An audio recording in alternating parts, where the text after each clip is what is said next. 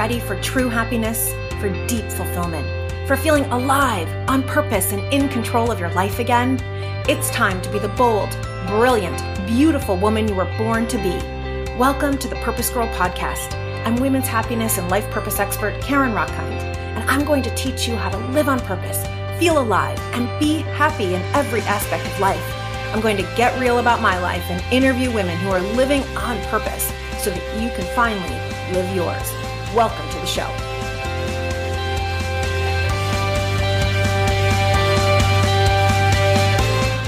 Hello, my love. So people ask me all the time, what's the one thing I have to do to be happy? Just give me the one silver bullet. And I can give you lots of silver bullets. And then what you're going to have to do is you're going to have to apply it for yourself, right? Because each of us is different. You are going to like different activities than I like. What I can do is I can give you what the research says about the various pathways to happiness. And then you can take each of those pathways and you can apply it to your own life. That's what I do. That's what I do with clients. And so what we're going to be doing here on the PurposeGirl podcast is today kicks off a 6-part series, taking you through a different aspect, a different pathway to happiness, to human flourishing. And each one is going to be based in the research and is going to give you tools. And we're going to use the prominent theory in happiness called PERMA-V, PERMA-V. And so you're going to want to listen to this whole podcast today, this episode, because I'm going to take you through the first pathway to happiness and give you purpose power tools at the end. And then every other week, when I do my solo episode, I'm going to take you through the next aspect and the next aspect. And what I want you to do is to listen to the full episode and then do the tools so that you can start applying this to your own life. And after a series of a couple of months, or if you're binge listening, then in a day, you will have those tools that you can then take out to make your own life happier and maybe to help other people's lives be happier as well. So I want to take you back to why positive psychology was created or given a name in the first place. So if we go back to pre-World War II, psychology had several aims. One of those aims of the field was to cure mental illness. Another aim was to recognize and support genius. Another aim was to help communities and individuals and organizations flourish. But after World War II, soldiers were coming back home from war, and there was so much anxiety, so much depression, so much post-traumatic stress disorder that all of the money, all of the research went to understanding and curing these mental illnesses. And thank goodness that it did, because we now have something called a diagnostic and statistical manual, which if you go to a therapist and they have to diagnose you with some sort of disorder in order to be paid by insurance, we now have that manual and now understand a variety of mental illnesses. Super important. But what was lost in that was understanding what makes people well, right? And the absence of illness is not wellness. So just because you don't have diabetes or cancer doesn't mean you're healthy, right? To be healthy, you have to eat well, you have to exercise. And there was a realization in the field 20 years ago in 1998 by a famous professor at the University of Pennsylvania, Dr. Martin Seligman, that we need to focus as much on wellness as we do on illness. Right? I like to think of it as what's the equivalent of the salad for your mental health? What is the equivalent of the treadmill for your emotional health? And if we can understand the wellness aspect and we can put it into a laboratory, which is now what's happened, just like, psychologists were studying depression and studying anxiety, if they can study wellness, then we can understand it. So that's what started happening. The field of positive psychology was born. Researchers all over the world started researching and putting these different principles into science. And over time, various theories have been created and tested to understand what makes us flourish, what makes us truly happy. In fact, one of the things that this field has really uncovered is to shift our language from happiness, which people think of as a yellow smiley face. Just be happy, right? It's like a bumper sticker. Well, bumper sticker shit doesn't work. We all know that. It's like a nice platitude, but it's not going to lead to the lasting fulfillment, the lasting joy, the lasting pleasure, the lasting satisfaction that we all want in life. So rather, early in the field, researchers started shifting from kind of simple happiness, right, which you might find in pleasures like chocolate and sex and buying a new pair of shoes, all of which are wonderful. I love all those things, but to a deeper happiness, a more soul-fulfilling happiness. Because what was identified is there's something called a hedonic treadmill, which is that we always say, I'll be happy when, right? So I'll be happy when I get a bigger apartment. I'll be happy when I make another $10,000. I'll be happy when I get a boyfriend. I'll be happy when I get a girlfriend. And then you get that thing and you are happier, right? If I give you a $10,000 raise right now, you would be happier. But how long would it last, right? It's not lasting. Taxes get taken out. It gets spread out over 12 months. And then let's say your car breaks down and next thing you know, your $10,000 is almost worth nothing, right? And even if your car didn't break down, you adjust to it. We all adjust to our new levels of pleasure. And then we want more, and then we want more. It's how the brain works. And so we are living in a culture, in a society that is based on getting more and more and more. If I just get more money, if I just get a better job, if I just get a bigger title, I'll be happier. Well, the research has actually been pretty clear. What was happening back in the late 90s, the economy, at least in the United States and other Western cultures, was really good. It was the dot-com boom. People were making money left and right. I quit my really safe, secure job to go work for a dot-com startup and was running around the house once naked. I remember saying, I'm going to be a millionaire. I'm going to be a millionaire. And then, of course, 3 months later, the company bombed. But it was that time. People were making lots of money. And just as the economy was on the rise, so was depression. And happiness, according to Gallup, had flatlined. So having more stuff, the hedonic treadmill, as they call it, does not make us happier. It just keeps us on a treadmill. So research started really looking at, well, what actually would make us happier and shifting the language from simple happiness to what Aristotle referred to as eudaimonia, which translates into well-being or flourishing. Right? What would it really mean to flourish, to thrive? It means expanding. It means growing. It means a deep satisfaction. It means fulfillment. And that's going to make you a lot happier than the simple happy pleasures. We need both. We want both. I totally want you to have a great sex life, as you know, because we do a sex episode every once in a while here on the Purpose Girl podcast. Totally want you eating your chocolate. I have chocolate every day. Totally want you having pleasure. And I want you having the deeper happiness as well.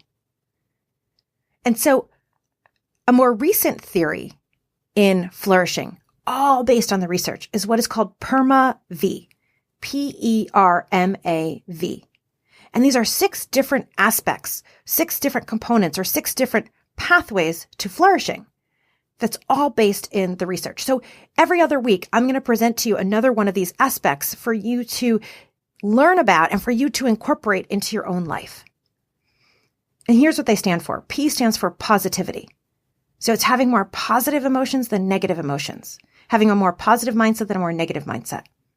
The E is for engagement. So being really engaged in your life, mindfulness, living according to your strengths, being in flow or in the zone, having activities where you lose track of time. The R is relationships, healthy, nourishing, flourishing relationships. M is meaning and purpose, that your life has a sense of making a difference, something bigger than yourself. The A is accomplishment and achievement, having a really healthy sense of pride in what you've achieved, knowing that you went for your goals, you went all the way. And V for vitality, physical vitality in your health, your physical health.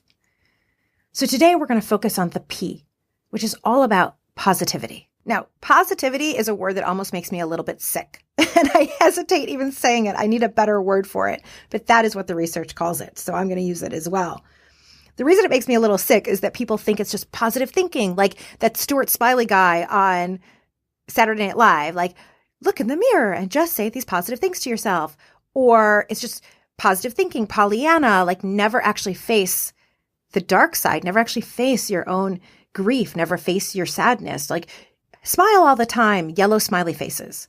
That is not what positivity means here, right? We want to get rid of that.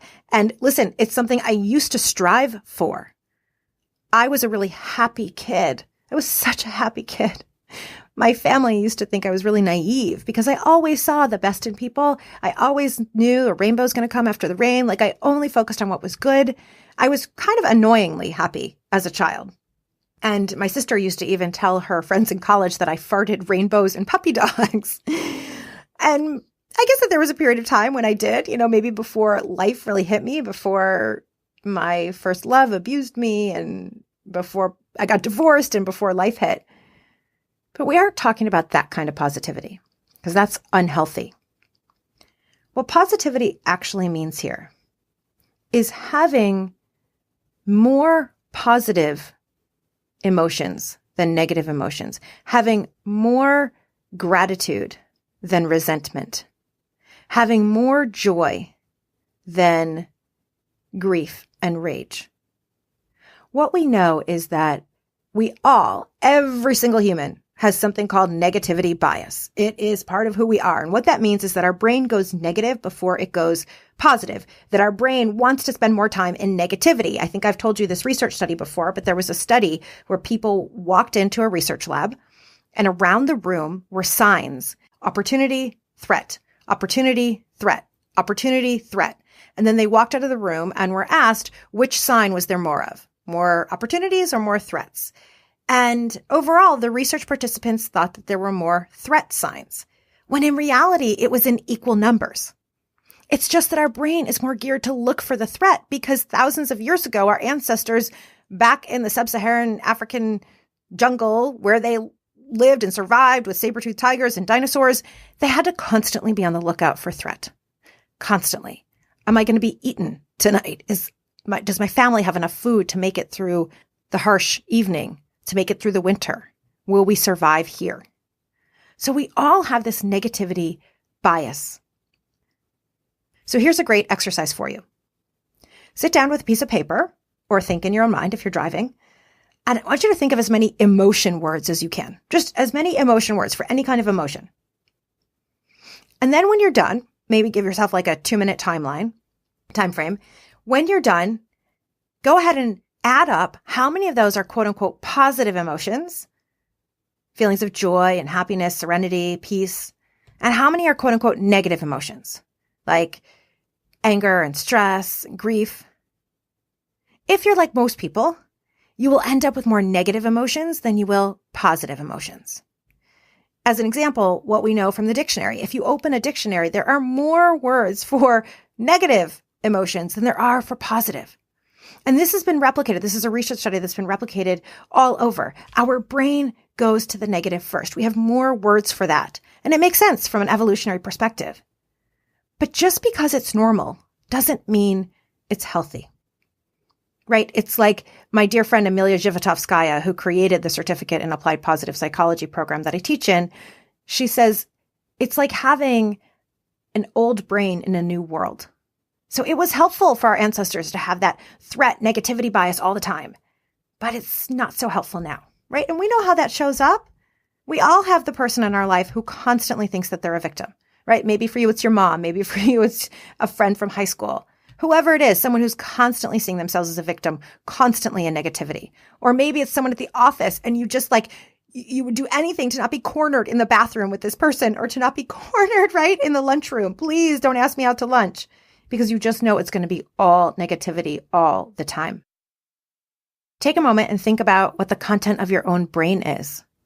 How much time does your brain go to the negative?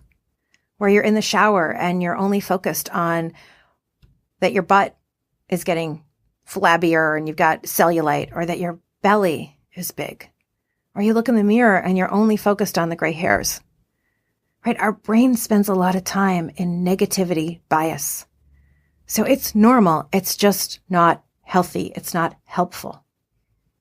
And so what positivity means in this aspect, this pathway to flourishing, is to have a sense of how your brain works and to learn how to control your brain, to learn how to be the one who is in charge so that you have a healthy mindset, so that you're able to shift it. And this aspect, this pathway to flourishing really gets down to your mindset, not faking it, but having accuracy. Because of the negativity bias, our brain is telling us lies all the time, right? Let's say you're walking down the street and a friend of yours passes you without saying hello. What do you think?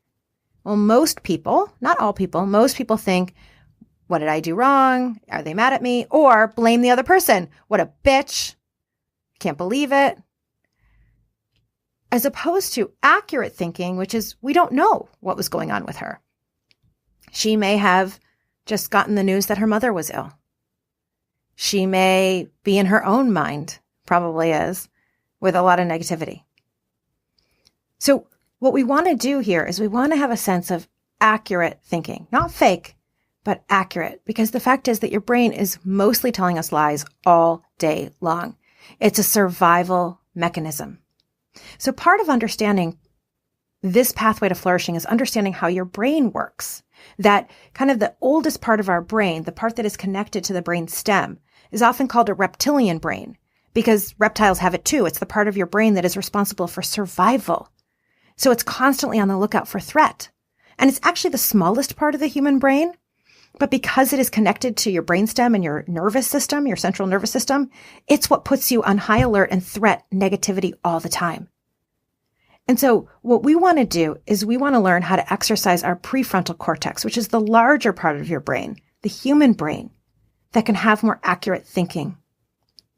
What happens is when we're in a negative state, when we have negativity on the brain, we are in stress mode, which is survival, fight, flight, freeze, right? It's like constantly, well, this is wrong and that is wrong. And I'll tell you, I have been having a really hard time sleeping lately. I've been getting up at 3 or 4 in the morning and unable to go back to sleep because my brain goes on and on about everything that I have to do, everything that I haven't yet done, and several different stories about how people have wronged me or how I have wronged other people. It has been literal hell in my brain the last few days. And so what's happening when I'm waking up is that I'm in stress mode. I'm in fight flight. I'm in that anxiety. And it literally feels like I'm going to die, right? Like as if a saber-toothed tiger is coming to eat me right in that moment. And if I were out in the jungle and there were a tiger, not a saber-tooth anymore, but there were a tiger or a bear that was coming to eat me, then that thinking would be super helpful because that thinking would make me, like what happens is when you're in the negativity place, in that stress, fight, flight mode, what happens is that your brain literally narrows. It cuts off all systems. It cuts off your digestive system. It cuts off your reproductive system. The only thing, adrenaline gets pumped through your body. You get a shot of cortisol, which creates adrenaline, which allows you to have the fight. So you can fight off the predator or you can flee, you can run. So that's a super helpful response if you are in the jungle and there's a bear coming at you, or you're walking in a dark alley tonight and there's someone coming at you. I want you to have that stress response, but it's not so healthy at 3 a.m. It's not so healthy when we come home and you see your kids leave their shoes all over the floor, their socks all over their bedroom, and you treat it the same way as you treat a bear or tiger coming at you. If you're doing that, it's normal. It's just not necessarily healthy. So what's happening there, and we don't even, in that mode, you don't even have access to your higher level thinking. You can't even think about, okay, this is not as big of a deal, and how do I want to handle this? Because the brain literally goes into that fight flight mode. It's like getting an email from your boss at 5 o'clock on a Friday. I need to talk to you Monday, right? It puts you in that, oh my God, fight flight. So that's what's very normal. If we're in that all the time, and unfortunately the majority of us are, because the way our world is set up where we are just racing to the next thing, racing to do better, to have more. And we're constantly in this place of stress. What's happening there is we're not our best selves. We are only our reactive selves, right? I know that when I'm in that place, then I react. I get angry quickly, right? I have a big temper. So you're not your best self. And this pathway to flourishing is to shift from being in reactive mode to being in, and your not so best self, to being in your best self, showing up in the world the way you want to show up, responding to triggers instead of reacting so harshly. So because of survival, that's what negativity does to the brain. Puts you into that fight-flight mode, which is not our best. So there was a question by a researcher then at the University of Michigan, now at the University of North Carolina, Barbara Fredrickson, who said, well, if we understand why we have negative emotions for survival, and if we believe that everything we have, we need, like we are the product of years of survival, what happens is we take the adaptations that our ancestors needed to survive.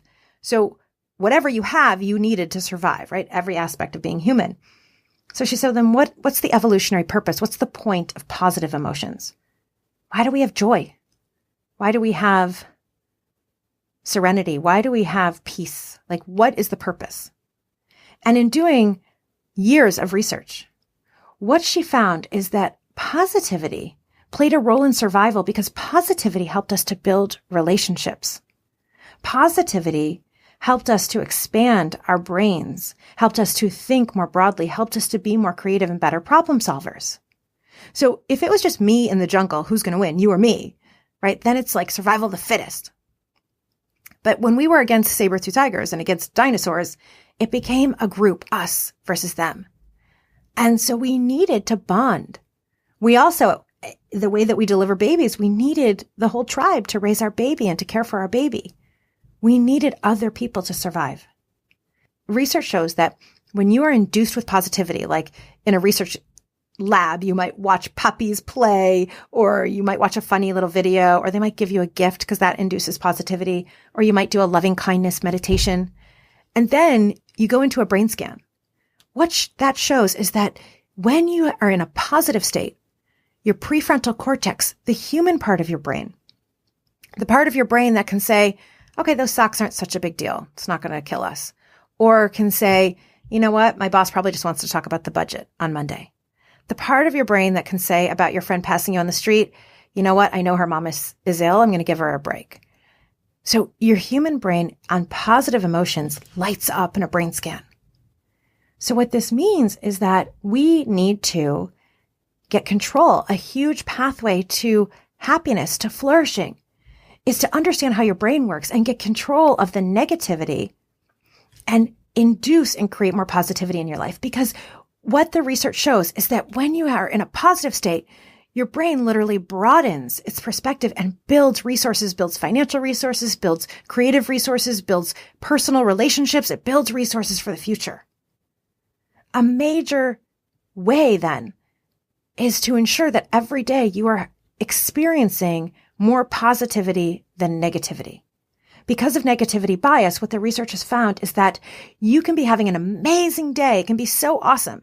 And then you're driving home and someone cuts you off, or you get a phone call and someone's being a bitch to you. That takes over so much of the brain that you forget about the 20 moments that came before it, that you were doing well, that you were positive. The negative is so strong. So what the research shows, what we need is more positive on the brain than negative on the brain, which means that we've got to use discipline. So a major way to do this is with gratitude. So because of that hedonic treadmill where you're always trying to like have more and do more and be more and get more, what the research finds is that instead, if you can be in a place of appreciation of what is, right? I like to think of it as both. Have major, delicious gratitude and appreciation of what is, while also holding a vision of a delicious future. That's the winning combination. But most of us are only focused on the future or the past, and we need to be more in the moment and gratitude for what is. What we know about gratitude is it does something that is called creates an upward spiral of positivity, where I'm grateful, and let's say I'm grateful to you, and then that makes you feel good, and then you keep spreading it on. It also works within yourself. So every day, I take time after my meditation and I write down what I'm grateful for. And what the research shows is if you write down 3 things that you're grateful for every day for a month, it will actually have lasting benefits up to 6 months. What I like to do is I began doing this with just one thing I was grateful for, one thing I was proud of, and one thing I was excited about. And it just if you do that in the morning, it just primes your brain for positivity. First of all, it gets you excited, right? Let's say you hate your job or it's even just mediocre, or you're just like, I want to stay in bed. If you have something that you're looking forward to, that begins your day on a totally different foot. And when you're in that place, imagine how you're then going to approach other people. Imagine how you're then going to show up in the office. And what the gratitude is doing is making you appreciate what you do have. And I have found that the more gratitudes I do every day, the better I feel. So I'm now up to writing like a page of gratitude every single day. Here's the kicker with gratitude. I gave this exercise once to a client and we were working together for 3 months, which is my PurposeGirl coaching program. And after about maybe like 8, it's 12 sessions. And after about maybe 8, she said to me, I have to be honest with you. I hate doing gratitude. And I said to her, oh my God, why did you tell me? It's not a one size fits all. Okay. And she wasn't doing it. So this might be for you. It might not. We know what the research says. I want you to try it out there. The key is you got to mix it up. If every single day you just say, I'm grateful for my kids, I'm grateful for my health, I'm grateful for my house, you're going to get bored really quickly and you're not going to feel anything. So you actually have to find the things that you're like actually grateful for that are true for you and are different every day. So get into the specifics. You're grateful that you listen to this podcast. You're grateful that your friend Joanne called you. You're grateful for the delicious strawberry that was so sweet in your mouth. And if you want to be grateful for something like your kids, I love that. It's amazing. I want you also to put it on yourself. I see this all the time with women. I'm grateful for my kids. I'm grateful for my kids. Of course you are. Of course you are. As someone who has not been able to have kids yet, of course you're grateful for your kids. But that is not touching at the deep gratitude that's going to change your life. What you want to do is get specific. What about the child are you grateful? Are you grateful for his sense of humor? Are you grateful for how kind she is? Are you grateful for what is it? And then I want you to start taking some credit. So this is something I give to whenever I do a talk with women or a workshop. You got to start taking some credit for whatever you're grateful for your kids. So if you're grateful that your kids are really kind and generous, shift it on yourself and say, and I'm grateful for how I raised them to be kind and generous, right? Let it work for you. What we know is that gratitude, it not only increases your positivity, it enhances your whole experience of life. It counters that hedonic treadmill I was talking about, and it decreases some of the stress and some of the social comparison. And you can play with this. I like to play with all of the emotions, all of the positive emotions. So let's say it's inspiration. So take a week and every day write out what inspires you or who inspires you. Or let's say it's joy. Start taking stock. When do I feel joy? What activities make me feel joyful? Who makes me feel joyful? And then guess what? Start doing more of those things. And like I said, I like to mix it up with gratitude and pride. And the reason pride is so important, especially as a woman, is that most women have a very hard time saying anything nice about themselves, right? Most of us were taught, don't brag, don't say anything nice. It's boastful. It's arrogant. It's egotistical. Bullshit. But I get it. Me too. So, but when you can have a healthy sense of pride, right? This is one of the reasons why women make less than men is we're not proud of our accomplishments. We think someone's going to notice it. We have to be the ones who tell others. We have to go into our boss and say, I got this awesome email from the client. They're so happy. Or I just did an amazing phone call. Here's what I did. And it's going to be uncomfortable. The more you can have a sense of pride, one of my mentors, Regina Thomashower, calls it bragging. She has us brag to each other every day. My girlfriends and I from that program, we brag to each other. We send each other brags. It's so fun. And I know it's going to seem so uncomfortable, right? So you want to get into this place of the positivity. You want to juice up your brain with excitement, with desire, with serenity, with interest.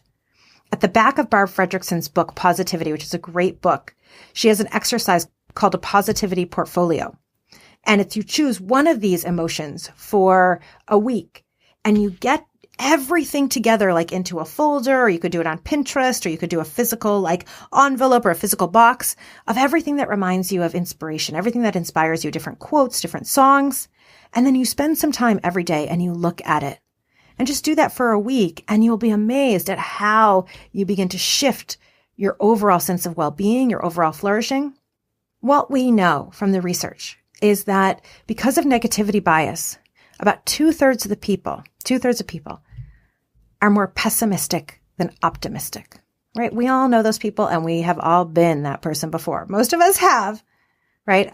When I worked in corporate, my last job, I remember I would there was someone who I would work with, and every time I had an idea, they would say, well, we tried that 3 years ago, or that would never work because.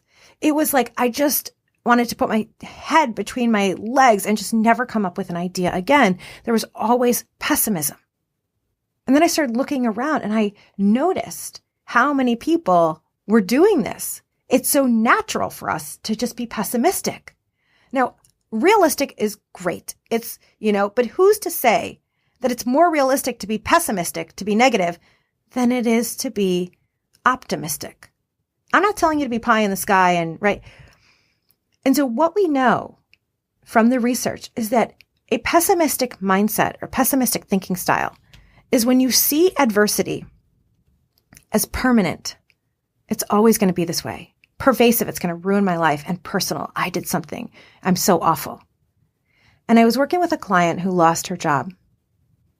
And this is what she was saying. Oh my God, I'm not going to be able to feed my children anymore. We're going to end up in a cardboard box. And is she really going to end up in a cardboard box? No. But her brain was taking over and going on and on and on. It was this pessimistic and gave her nowhere to go from that. We can't go anywhere if we're in that place, right? Marilee Adams calls it a judger pit. I talked about this on the Q&A episode a couple of weeks ago. So there's nowhere to go from that. So instead, we want to shift it to optimistic thinking. Optimistic thinking says when there is adversity, rather than seeing it as permanent, you see it as temporary. Rather than seeing it as pervasive, that it's going to ruin everything in your life, you see it as isolated. And rather than see it as personal, that you suck or the boss sucks, you see it as not necessarily personal, that it just is what it is. When you make this mind shift about how you approach adversity into temporary, isolated, not necessarily personal, you will have major shifts in your life. And the research is really interesting about this. It actually shows that people who have an optimistic thinking style, it adds 9 years to your life. Or said the other way, people with a pessimistic thinking style, it causes so much additional stress on the body, which causes so much more cortisol, which becomes poison in your body. It adds so much pressure on your blood vessels that it leads to cardiovascular issues. There's so much benefit to being optimistic than pessimistic that pessimism actually can take about 9 years off of your life, which is the same as smoking. So this is really important. And what you can do is just practice it. Practice this thinking that I'm recommending to you. The last piece I want to offer to you, there's so much we could talk about with positivity, is about really getting hold of your thoughts. Every thought you have leads to a feeling. And every feeling you have leads to a behavior. I was doing this with a workshop, a group of HR executives, where I asked them to make a circular drawing where there's a T at the top, and you can do this yourself. There's a T at like 12 o'clock if you think about making a clock, and an F as in Frank at about 4 o'clock, and a B as in boy around 8 o'clock. And you draw circular arrows between them. Every thought leads to a feeling, and every feeling leads to the behavior, and the behavior leads back to a thought. So if the thought is, I'll never get the promotion, then the feeling, how would that make you feel? Right? It make me sad. It make me feel defeated. Make me feel bummed out. Make me feel kind of like a loser. And then when you have those feelings, what behavior do you take? Then you don't really go for it. You probably procrastinate and watch some Netflix instead of working on your resume. Maybe you don't go for the job at all. And then when you don't go for the job, then what's the new thought that comes from that? I knew I couldn't do it. It was stupid. I'm a loser. And it repeats. But imagine if you just shifted the thought, and the thought was, I can totally get that job. I'm super qualified. Then the feeling is excitement, is pride. And then the behavior is putting together the resume and going for it. So we have to be masters at getting control of the thoughts. So this positivity, this first pathway to flourishing, isn't Pollyanna fake. It is checking ourselves for reality, because you have to be able, if you cannot convince yourself, a belief is a thought that you have repeated to yourself so much that it's now ingrained. And if you just keep thinking to yourself, I can't get the job, I can't get a promotion, I can't get a promotion. So a client of mine came to me, and this was what she thought. She had been working for a company for 10 years, had never been promoted. and just said, well, I can't get promoted. I can't get promoted. I can't get promoted. In looking at it, she was just doing it was a self-fulfilling prophecy.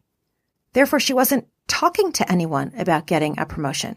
She wasn't talking about her strengths. She wasn't showing up in her office as her best self. She wasn't suggesting ways that she could take on a new role. She wasn't being in her creative brilliance, which she so is.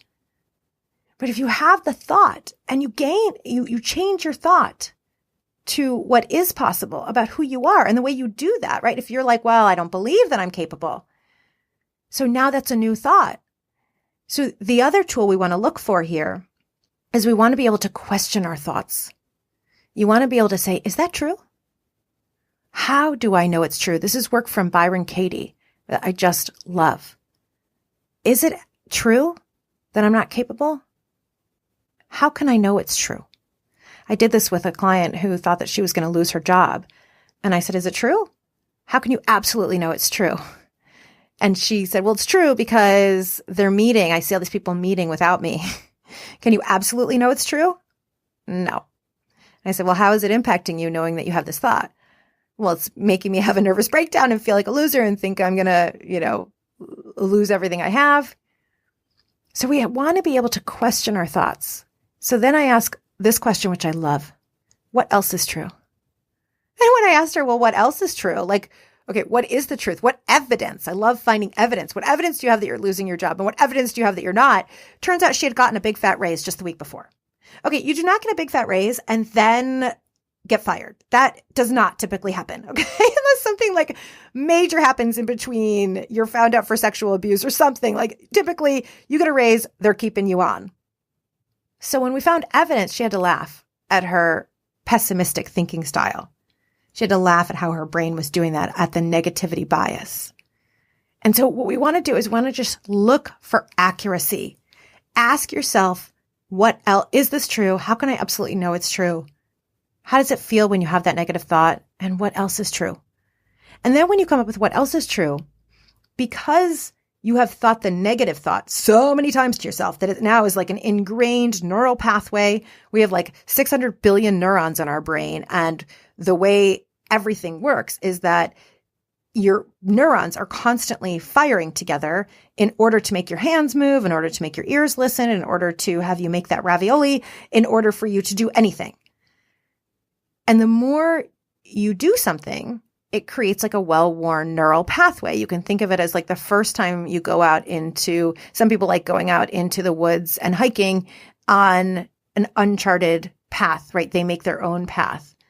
Or you could think about it, some people like going once that path has been well-worn and they know that it's safe. And, then you can see the difference in if you're out in the forest of just walking through, or you can see where somebody has walked, where people have walked thousands of times. So when you have the strong belief that you're not capable or the strong belief that you won't get promoted, that's like a well-worn pathway. And fortunately, we all have neuroplasticity. Our brains can change, but it takes choice, it takes discipline, and it takes practice. Constantly repeating the new thought to yourself. So with my client who thought that she was losing her job, but had just gotten this big fat raise, the new thought is, they just gave me a raise because they think I'm awesome. They gave me a raise because I think I'm awesome. They gave me a raise because I think I'm awesome. And I had her put that everywhere she could. It became an alarm on her phone every single hour. They gave me a raise because they think I'm awesome. I had her put it as sticky notes onto her mirror. I had her put it in her day planner, everywhere she could think of. Because we want to make a well-worn neural pathway with the new thought. Now listen, doesn't mean the accurate thought is always going to be positive. Right? It might be, they did put me on a performance plan. Okay. That can be, accuracy is fine. But then what do we do with that? So what does that mean? What am I in control of? Because the research shows that we are in control of our happiness, that about 40% of our total happiness, the difference in happiness between people, 40% is totally in your control. By what you do, what you think, what you eat, how you treat your body, all the things that we're going to cover in this PERMA-V Flourishing series. So the first thing is for you to really work with your mind, for you to get control of how is your mind going off the rails into negativity bias. and for you to start learning some of these mindset tools to bring it back, to check for accurate thinking, to repeat the new, more accurate thoughts all the time. Carol Dweck, who's a researcher at Stanford, has a great book called Mindset. And she talks about how we can have a fixed mindset that something you are smart or you're not, or you can have a growth mindset that you can always learn and grow. And this is why I love asking questions. Instead of statements like, I can't, asking, how can I? Instead of a statement like, I don't know how, asking a question, well, who does know how? Who can help me? You want to be in this growth mindset that says you can have a growth mindset about positivity that you can actually shift. So I will tell you, like I said, when I was a kid, I was super positive, annoyingly positive. And then life has taken its toll on me, right? Having as many traumas as I have had between abuse and divorce and miscarriage and gun robbery, where my brain now goes a lot more negative than it used to. It goes a lot more negative than it does positive. And that's why I practice this stuff every single day. Because I know from the research that having an optimistic mindset, having hope, believing in myself, shifting my mind to have thoughts about what I'm capable of, spending time with gratitude, spending time bragging about myself and to my girlfriends, doing the things that bring me joy. All of that is going to make me happier. It does make me happier. All of that means I'm going to flourish more. So this has been your first installment, the P in PERMA-V, your first installment of our new Flourishing series. And here are your purpose power tips. Number 1, I want you to get hold of how is negativity bias showing up in your life. Are you negativity biasing towards your body? Are you negativity biasing, I'm making up that word, in your mind and all the things that you think? How is it showing up for you? And then how would you like to shift it? Number 2, start paying attention and noticing where you have a pessimistic mindset. In other words, where when adversity comes, are you taking it as permanent and pervasive?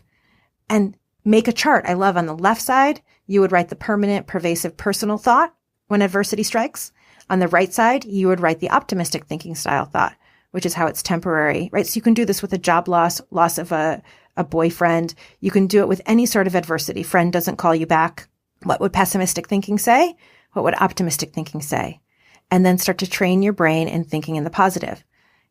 Number 3 is I want you to start working on your positivity. I want you to choose an emotion like serenity, if you need more serenity in your life, and do the positivity portfolio that I mentioned to you. Gather all the pictures and music, and maybe it's bath salts that make you feel serene, and then do that every day for a week.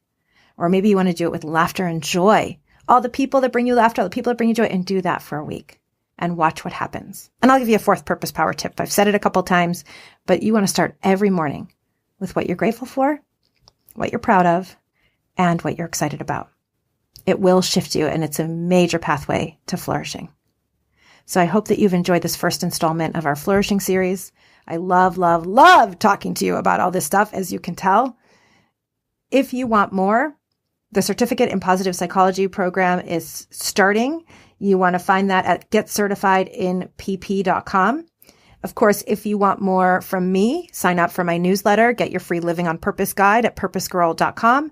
Follow me on Instagram at Karen Rockhind, or on Facebook at Coach Karen Rockhind, or join our Facebook group, totally free, called Purpose Girls. And every week I post different quotes or different questions to get you thinking about what you want that week and get you thinking about how to be happier and live on purpose. We have Women's Global Happiness Day coming up on October 18th, and you're going to want to participate in that either by talking about it on social media, joining an event, hosting an event. You can find out more on my website, PurposeGirl.com, or you can go to womenshappy.com. So lots of exciting things happening here. And our next installment in the series will be coming out in 2 weeks, which is the E for engagement. How to really have a life where you are present. How to have a life where you are kind of using all of your yumminess, knowing your strengths. So we're going to get into that next. And I hope you have enjoyed this episode. If you did, please, please, please, please, please leave me a 5-star review. I love all of your 5-star reviews. It makes me so happy. Please write a review so I know what works, what you like. Please send me an email I love hearing from you. I love your questions. We're adding them up for the next Q&A time. And please share this. Share it with your friends who are in negativity bias. Share it with your daughter or your mom or your husband who spends more time in the negativity. Anybody who needs it. Share this, and that is how we are going to change the world. One woman, one person at a time. With that, may you live purposefully. May you love yourself, and may you love life. Bye for now.